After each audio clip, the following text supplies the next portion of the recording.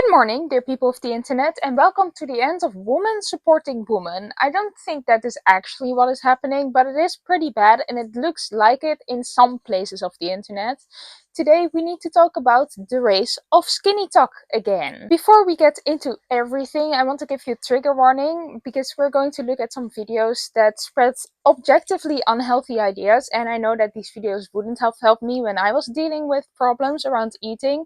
So if you're dealing with that, I would not recommend watching this video, or know that that is coming at the very least. I have like a million other videos you can watch if you want to, and otherwise I would love to see you next week when we're going to talk about something else that I have not planned yet, but we're not going to talk about this. But just take this trigger warning and do with it what you need to do with it. For anyone else, I would recommend getting a nice snack and a nice drink, a cup of tea or something, because you will need it. I talk a lot on here about things adjacent to freedom, mostly about crochet, knitting and art, and that's also closely related to mental and physical health, of course. It is connected and it's important to talk about, I think. Before we get into all of that, I have this very delusional plan of this channel supporting me through art school and beyond, and luckily you can help me with that for free by subscribing and watching my videos, if you like them of course, so thank you for that. Now let's get started. As I said, there has been a race in the popularity of skinny talk as of recently, and I have made a video about skinny talk before, about a year ago, which I will put in the description because this will not be a copy of that. That is more about the race of skinny talk and where these ideas come from, and this is more about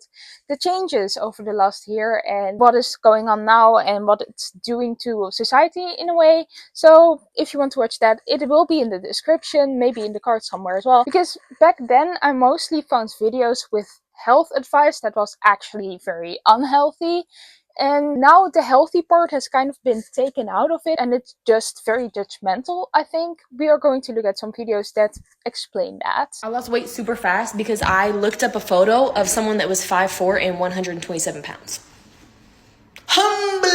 Literally humbled, and I lost all that weight. Now I'm 119 and I'm super happy, y'all. I feel like skinny. This is not about being healthy anymore. This is just plain judgmental. There's no reason to post this except for a fear of being judged by society and just making that fear stronger in a way. And I'm not sure if the person knows what they are doing, but it is what they are doing. And of course I know that there can absolutely be a connection between health and weight. Like, I'm not gonna deny that. But even more so than a year ago, these people seem to have forgotten that this connection is incredibly nuanced and differs from person to person, and that this connection goes both ways. Like, it's not you're fat so that's unhealthy. It's never been that. That's not the case at all. That's not how that works. Like, it goes both ways, and it's nuanced and far more nuanced than this. However, as I said, it's not about health anymore. That's the third time I said that. I will keep repeating this because it's very important in this scenario. This is about wanting respect from society and wanting to be worth that respect, and saying that you can only get that through showing discipline, which you apparently show by not being fat, according to these people, because also fat, according to these people, means heavier than just being literally too skinny, as we have seen in the past couple of months everywhere. Also with the Emmys, I believe, or the Oscars, there was a whole thing about celebrities being too thin, according to a lot of people, and that's what we now see as skinny. And more than that is just being fat and therefore unhealthy, according to these people. I feel like that's the vibe I'm getting here. Vanessa implies here that she needed motivation to work on herself and that she couldn't get that motivation from the health angle. That's what it's implied here. That's how I interpret this. Not directly, but the motivation she needed did not come from a perspective of wanting to just be healthy, but it came from, I don't want to look like this because people are going to judge me for this as I am judging them for that. Which is horrifying to me because this enforces so much judgment. Now, even though this is clearly judgmental to everyone that does not look like her, she presents it like the judgment is focused on herself and the people who have the measurements that she mentioned in the video. But not to worry, or maybe to cause more worry, this side of TikTok also contains people like this. The thing, more of you girls need to start acting your weight. You heard that correctly. Act your weight. Because if you are 160 pounds, I don't want to see any attitude. I want you to be giving all that attitude to the treadmill. Give it to your nutritionist. Give it to that Pilates class, which is basically stretching because, like, look at you. How are you? You're gonna give a skinny girl attitude when you're a fat bitch. Honestly, really, like, just be fucking for real. And here's the thing. This is like the hot, crazy matrix, but it applies to, like, girlhood. If you're fat, I don't want to see any attitude. If you're gonna give me attitude, you better fucking be skinny. You better be 115 pounds to come for me. You heard that correctly. If you want to come for me, you better weigh 115 pounds. And then I respect it. I'm like, you know what? You are a skinny bitch. You're even skinnier than me. I'll accept the attitude. But if you're fatter than me, don't fucking come for me. Do not fucking come. Anyways, and that's on insecure fatties. Don't be an insecure fatty, because honestly, like, act your weight. You know what I mean? Act your weight. More people need to hear that. That is the tough truth. But a lot of you bitches are not acting your weight. Clearly not pulling your weight in any way, shape, or form, or workout class or anything. But start pulling your weight. Start acting your weight, girl. Bye. I don't even know where to begin with this. Obviously, we don't need this sentiment in the world, but the storytelling of this video was also just very bad. It was all over the place. Anyhow, 115 pounds, or 52 kilos for the rest of us, is incredibly low. That's less than me, that's less than Rek in the video, or I don't know how to pronounce their name, but that's less than both of us separately, also together. Does not matter. It's incredibly low, depending also on your height and 3,000 other factors, of course, that she does not mention, which shows that this is incredibly unnuanced. Like, you cannot just judge someone on their weight. That's just weird. Like, I know BMI is not a great system. It's also not very nuanced. It does not take into account muscle mass, body build, whatever. But this is even less nuanced than that. So that's just bad. You cannot judge someone of that singular number that you don't even know about anyone, actually. I'm just struggling to see a point in this video. Like, she's calling everyone that's heavier than her or heavier than those 150 pounds, I guess. She's calling those people fat, which is not necessarily an insult, but in this case, in this context, it actually is. She's just making people feel bad. I don't know what else this video is doing and what else should be the point of this video. She's talking about fat people giving an attitude, or fat people, according to her, giving an attitude.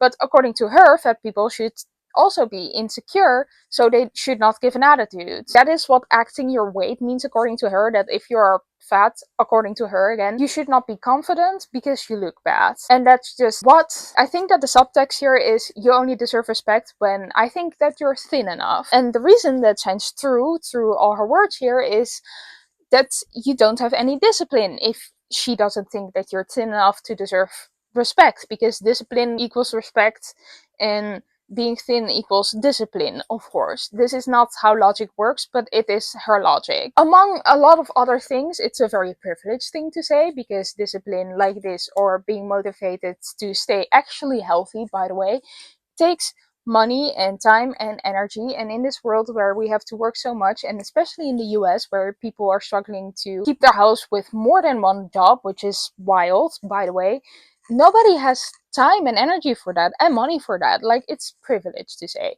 Again, amongst so many other things that are just bad. It maybe takes a little bit of discipline as well to take care of yourself, but not so much that you can just judge someone's discipline of how their body looks.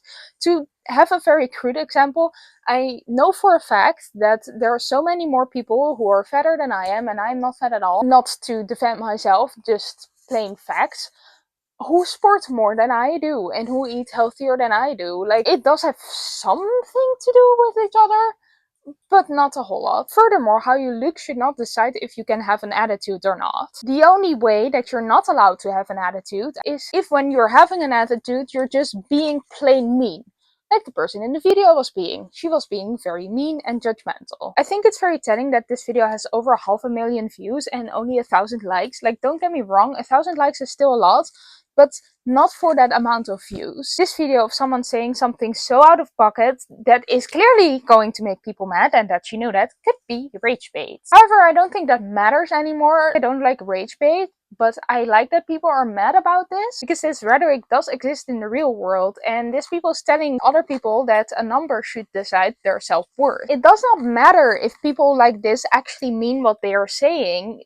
There will be people that are going to believe them. There are 1,000 people who like this video, which is a lot of people, and that is actually the problem. Like, it doesn't matter if this is actually what the person thinks, or if they are just trying to make people mad. You just shouldn't say this. So the current state of skinny talk is just people being plain judgmental. Another thing that is important to note about this is that it's not just about being actually fat anymore in the general public eye or whatever. Like, there's not an actual scale of when you're fat or not, and that there shouldn't be, but also, like, it's not about people being fat or not anymore. It's about people who are considered skinny by the general public eye, who are also not thin enough anymore to be worthy of existence. So this has gone from bad to worse. Last year, when the trend skinny talk started growing on TikTok, the European Union has decided that this is harmful and that this TikTok trend should not exist. So they banned it. And now if you look up skinny talk on TikTok, you get a message that you shouldn't look this up and that if you need help, you should look for help. This shows that there's research that shows that skinny talk is actually harmful because the EU doesn't just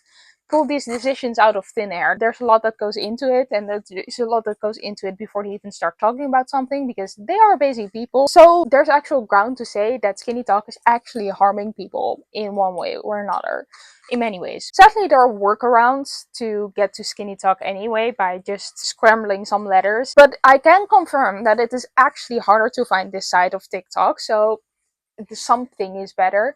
Sadly, the harm is already done because we also have videos like this now. Ladies, just admit it. You all want to look like Liv Schmidt, but you don't know how to do it or have the discipline, so you say you want muscle and you want to be like super toned. Just admit it. Y'all all want to look like Liv. Like, I'm tired of it. I'm tired of the BS. If you have never heard the name Liv Schmidt, she's basically the billboard of skinny talk. It's so bad that she's actually banned from TikTok now. A long time ago, I did make a video about her as well, which I will also put in the description if you want to learn more. With that information, you can understand that this video is an absolute abomination, and also you could have gotten that from context, but more context is always better. How derogatory is it to say that women say that they want one thing, but I am a man, and I think that they actually want this other thing, and they should listen to me because they should admit that that is actually what they want. How hard is it to believe that women out there who sport actually do that just to be healthy because sporting is healthy, and that they don't want an ED, and also that there are plenty of women out there who do like how muscles look? That should not be weird. That is just believable, I would say. First of all, women know what they want. And second of all, we are back at the motivation thing. Saying that women don't have the motivation to look up how to sport without gaining a lot of muscle tone, and therefore just resort to muscle training or doing nothing at all, is just an insanely wild statement. That's a conclusion based on absolutely nothing, and it's so close to a conspiracy theory that it could actually be one. This highlights another problem with this entire space, and that is gender. Before we get more into that, I want to highlight that body image issues are also a gigantic thing in male-dominated spaces. The manosphere, for example, is a very toxic place, I think, but it also shows so many men with body image issues. It's just not skinny talk, and we are talking about skinny talk right now. I will talk mostly about men and women going forward, but I do know about people existing outside of the gender binary because I'm one of them, and body image issues also exists out of the gender binary. But this exact thing between skinny talk and also the manosphere is a perfect example, I think, of growing polarization between the gender binary, between men and women specifically. So that's why I will be talking about those things going forward, because skinny talk has mostly women. Like, I've not seen any other gender on skinny talk being pro skinny talk. I've seen a lot of queer people talking about how wild skinny talk rhetoric is, but I've not seen any queer people on there, and there might be, I don't know, but it's mostly women on there, and it's mostly men in the manosphere saying out-of-pocket stuff like we just watched. On Skinny Talk, I mostly see women telling other women how they should want to look and how to achieve that. And now also that you should judge people based on that. On the other hand, we have men, like in the video we just saw, telling women how they should want to look with a lot of muscles in their profile pictures. On the same other hand, I have not looked into this guy, by the way, so not necessarily him, but might as well be, I don't know. We also have the manosphere and the looks maxing community specifically, with people hammering their face to look a certain way. Or, to generalize this, people enforcing gender stereotypes, because you have men trying to look strong and telling women how they should look, and on the other hand we have women enforcing ideas from 50s magazines telling you that thinness is attractive and shows discipline and that could be good qualities for being a good wife, for example. Now, that's not literally what they say, but that's what I make from it. It's my own conclusion. I also find it very curious that the race of skinny talk started in the first half of 2025, right when the orange clown took the throne in the USA again. Especially since we have also seen a race in conservative values since then, specifically conservative family values. It's not a secret that the orange clown is a big fan of those conservative family values, and I think that skinny talk fits perfectly within this rhetoric. I've seen a video during my research that I forgot to save, so I'm sorry. It was someone saying that fascist people or idealists, I don't know, were using skinny talk to keep women thin so they couldn't fight the fascist people in power. I don't think that's a real conscious process necessarily. Like, there's not some guy sitting in an office somewhere next to the people in power with a phone on TikTok being like, let's make these people thin and spread, I don't know, unhealthy ideas on how to be thin or whatever. I don't think this is happening. It wouldn't surprise me, but I don't think it's happening. But I do think that there's some grain of truth in this statement. I see so many men online that get insecure from the idea that their partner is taller than them or actually bigger than them in any way, shape or form. At the same time, I feel like it's common knowledge that if you have two people being in the same room and there is some kind of power dynamic going on, or one person needs more power than the other and one person is sitting down and the other one is standing up, the person standing up has more power because they are taller. So I feel like the tallness of someone or how bigger the other person is in the relationship can, for some people, have to do something with a power dynamic, and this is gonna be more apparent when a person in a relationship is not very tall but also very frail. I also feel the need to say here that some women, or plenty of them, have very unrealistic expectations of the tallness of the person that they're looking for to be in a relationship with. Of course, you can have your preferences for who you're attracted to, that goes for literally anyone, but it's wrong to project all those things or stereotypes or your own preferences onto an entire group of people. That is, for example, what the guy telling people or telling women that they want to look like Liv Schmidt for some reason, that is what he's doing. He's projecting this entire stereotype of what he wants or what he thinks a relationship should look like or what he thinks people should look like. He's projecting that on an entire group of people, and that is wrong. And it would be wrong if anyone did that. It's also wrong when women do that. It's wrong when anyone does this. And the other two videos are also projecting their ideas of stereotypes and attractiveness and whatever. They're also projecting that on other people, to be clear. Now, in the introduction of this video, I said that it has something to do with knitting and crochet patterns, because that's one of the million plus places where you can see the effects of this. Not necessarily directly of skinny talk, but skinny talk is not helping against that. And also because I found an account that battles the idea of that you can only participate in society if you look in a certain way. And this account is called Size Inclusive Collective on Instagram. They check knitting and crochet patterns and sometimes sewing patterns to see if the pattern is size inclusive, and they do some other things as well, but that is their main shtick. It turns out that so many patterns are not size inclusive, and whenever the makers are confronted, sometimes they react nicely, by the way, but another thing that they do is not react nicely. They say that they don't have to do pattern grading because that takes a lot of time, which it does. But also, pattern grading would not just benefit the people who are fat, let's be real, because this is what it is about. It will benefit anyone that's making the pattern because it will make any other sizes than the maker of the pattern look better and feel better. So it's beneficial for everybody. Then they are like, if the pattern is not in your size, it is not for you, which is excluding people. Excluding people based on their body size is a bad thing, maybe only not if it causes objectively dangerous situations. I would not plead for small children going on big roller coasters, for example. That is a very plain example of why you shouldn't do those things. But knitting, crochet, and sewing patterns are not objectively dangerous for anybody if they are graded correctly or just in general. So inclusion could help a lot of people, so you should do that. Like, you cannot exclude people for how they look. Size Inclusive Collective mostly highlights patterns that are size inclusive, so their account is very positive most of the times.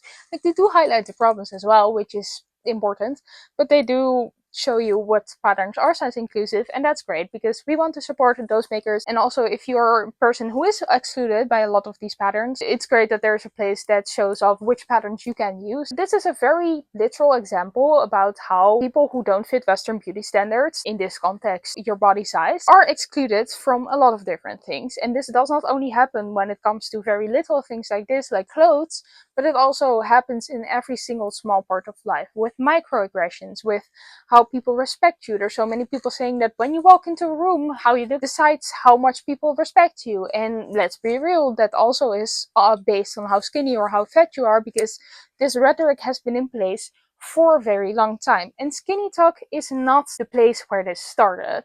Obviously, I talked about how this started in my previous video from a year ago, if you want to learn more about that, but it did not start it. However, it's making it worse, I think, and at the very least, it's not helping and it should not exist. I don't know about you, but judgment and exclusion never really motivated me to change anything about myself, so it's not gonna help someone. It's not motivating people in a positive way. It can maybe motivate people in a very negative way, but that can turn into something very harmful. That is how people get eating disorders, and I'm just going to say that. I know I censored myself a little bit back, but I actually find self-censoring not great, so I'm just gonna say it. That's how you get an eating disorder, by being motivated to work on yourself, whether that's needed or not. Not gonna judge that. We should not judge that. But like, if you're working on yourself like that and you're motivated through this kind of rhetoric, it can turn toxic really fast, and that's really, really bad and really harmful.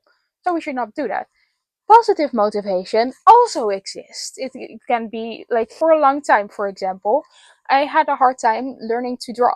And now I'm in art school. I started drawing seriously when I was 21 years old, literally. I'm 24 now and I'm in art school in the second year and I'm doing great. But positive motivation, seeing my own growth, getting validation from other people, telling me how great I was even though my art was terrible, that helped me so much. And if someone stood next to me and said like, yeah, that's terrible, the first week I was trying, I would not be here right now. So positive motivation helps a lot, and negative reinforcement like this, even though it's coming from someone that you're not directly talking to, is just very bad. It doesn't work, and it does the opposite. It can do something, but it's not gonna be great. Well, that was all I have to say about this right now. Let me know about your favorite pie. I want to hear about pies now, because I'm hungry from talking about this, but also because it's snack time. I'm going to grab a snack after this. And let me know what you think. Thank you for watching. If you like my little video, please press the wonderful shiny like and subscribe buttons, and then I will see you next time. Ciao!